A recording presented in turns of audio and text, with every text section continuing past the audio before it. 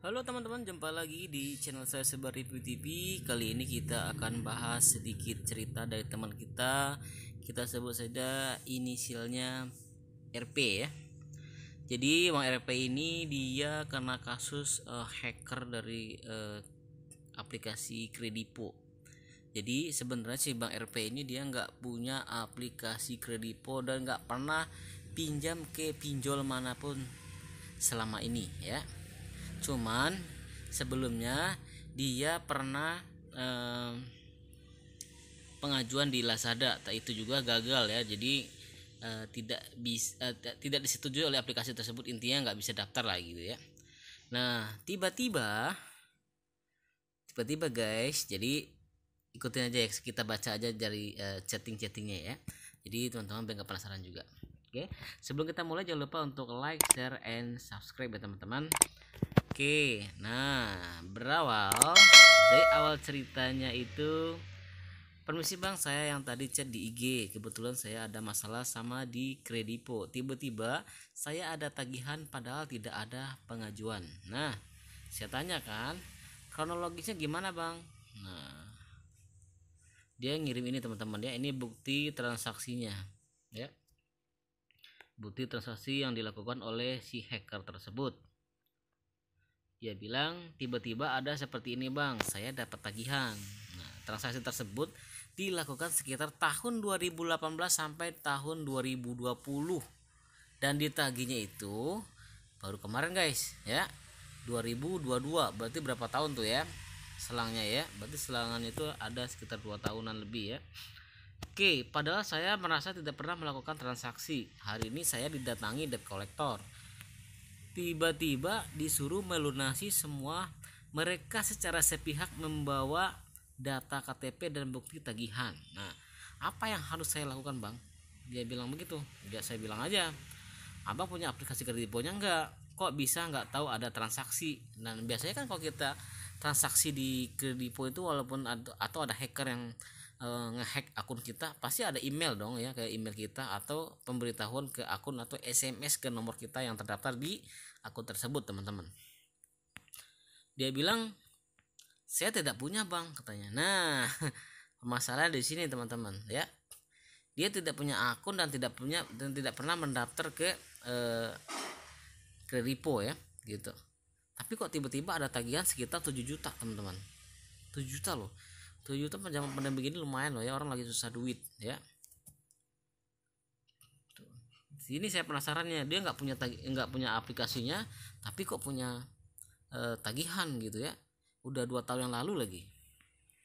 Nah saya tanya lagi kan, dari dulu nggak pernah punya atau gimana segitu kan.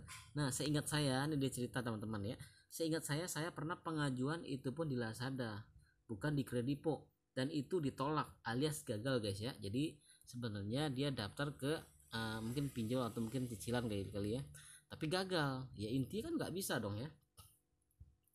Nah berarti dari pihak Lazada ini pasti ya gimana guys ya, ngomongnya gimana gitu ya, ya pasti data-datanya dapat dari mana ya, dari sini, karena ada pengajuan di sana ini gagal teman-teman ya.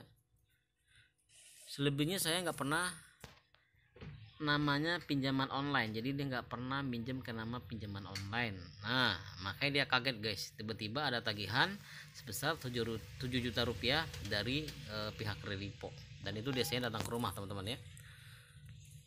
Saya tanya lagi nih, pengajuan di Lazada untuk akun Kredipo atau Lazada, saya bilang begitu kan.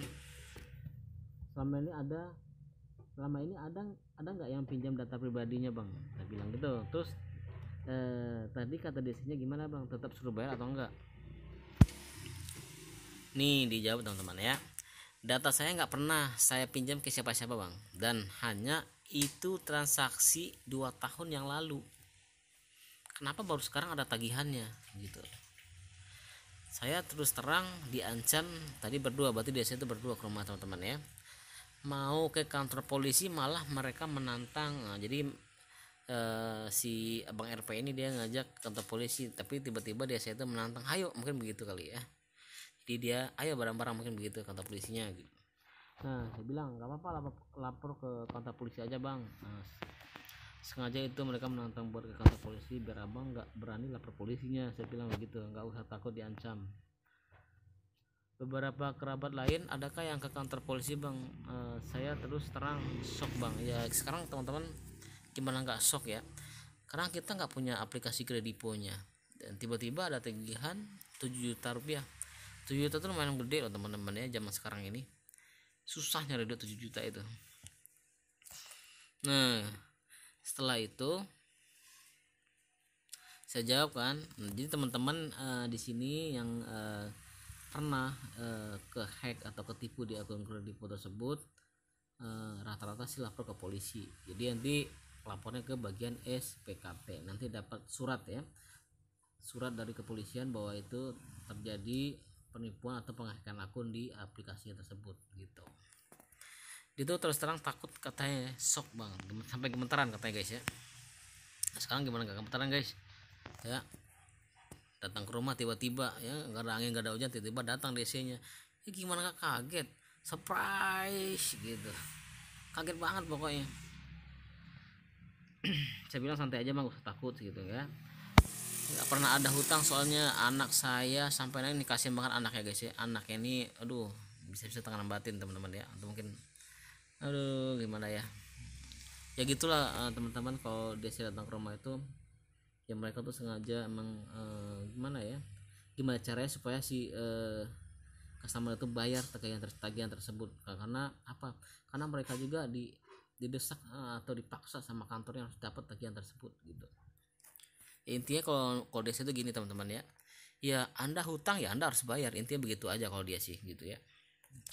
Harusnya sih jadi kalau desa yang baik, mereka nanya kenapa ya, tanya ketipuan di mana, punya akun apa enggak. Jadi dengerin dulu keluhan konsumennya gitu ya.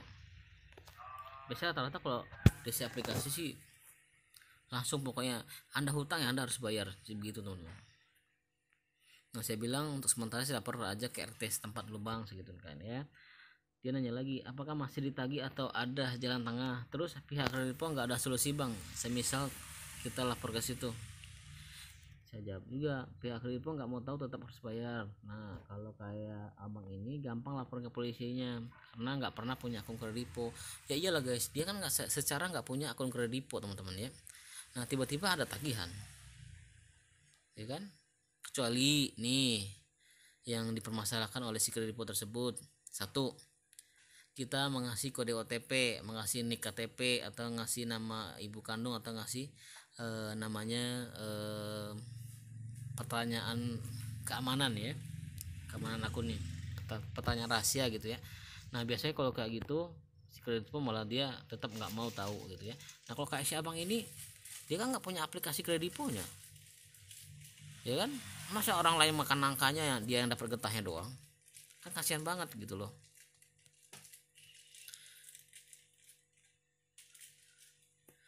Ini dia bahas lagi yang WA saya, nggak pernah sama sekali bang, swear katanya. Saya ini kan yang saya nanya, emang abang punya nih karena nggak abang nggak masa gini guys, abang pernah nggak download aplikasi atau daftar ke aplikasi krediponya?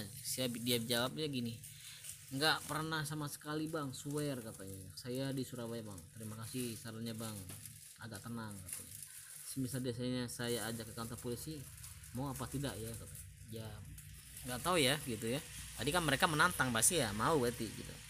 Tapi saran saya jawab juga di sini, tapi saran saya abang lapor duluan aja ke polisinya di bagian SPKT. Nah nanti kalau biasanya datang lagi ke rumah baru aja ke situ kantor polisinya. Nah kemarin dia ngirim video, jadi ini video DC nya yang datang ke rumah. Nah ini teman-teman videonya ya, ini DC nya berdua katanya datang ke rumah ya.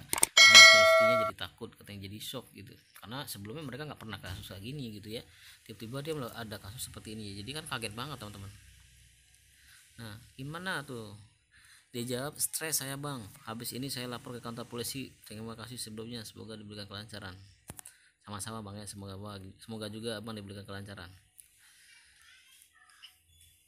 Nah kemarin itu dia, saya tanya lagi kan, pagi bang gimana kabarnya, kemarin jadi datang DC-nya kan, DC katanya mau datang katanya. Nah dia jawab juga, Ya terpaksa saya bayar bang, istri saya nggak mau urusan lagi, biar nggak didatangi DC, soalnya sendirian di rumah. Ya nama perempuan guys ya, kalau di rumah sendirian kalau datangin DC marah-marah begitu kan takut ya gitu, apalagi kalau suami jarang di rumah.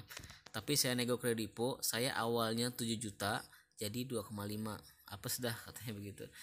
Nah gitu, jadi abang ini punya utang 7 juta dan akhirnya dia nego-nego dengan pihak kredipo tersebut, dia cuma bayar sekitar 2,5 juta. Mungkin dia karena nggak mau ribet kali ya, jadi si abang ini tetap bayar aja gitu. Tapi kalau dia kekeh sih ini bisa lolos, bisa bisa dia ini bisa nggak bayar ya teman-teman ya, karena dia nggak punya aplikasinya gitu. Setelah itu dia bahas lagi, saya minta bekukan akun juga, saya sharing ke polisi. Kalau kerugian nggak di atas 50 juta nggak bisa kita laporkan tindakan penipuan, yang ada cuma kasih surat keterangan. Ya Allah parah banget, kena mental katanya. Ini abang ini suka main Mobile Legend kayaknya, kena mental nih. Jadi teman-teman, kalau untuk penipuan laporan ke kepolisian itu, kalau kasus kita itu nominalnya itu kurang dari 50 juta, itu emang tidak bisa dimasukin ke kasus tindakan penipuan teman-teman ya. Tapi kan kalau kayak kredipo ini kan nyicil modelnya ya, kayak 7 juta, 5 juta, 2 juta, 30, 20 juta. Selama ini yang saya dengar kasusnya paling gede 20 juta teman-teman ya, belum ada nyampe 50 juta.